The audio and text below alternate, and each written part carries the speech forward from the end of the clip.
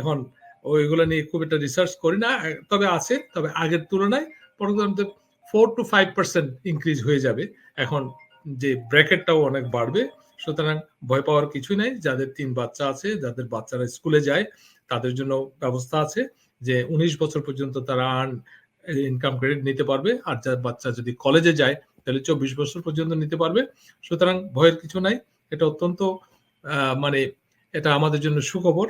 আর যেটা আমি বলতে চাচ্ছি সেটা হচ্ছে যে আপনারা যারা, আমি এই বছর কিন্তু সব ভালো খবর দিতে চাই না। আমি আরো কিছু একটু খারাপ খবর দিতে চাই।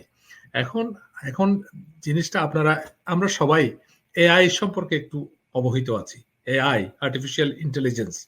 কিন্তু এই যে আইআরএস যে সিস্টেমটা এখন দিচ্ছে, এই সিস্টেমের মধ্যে কিন্তু এআই ইমপ্লিমেন্টেড হচ্ছে।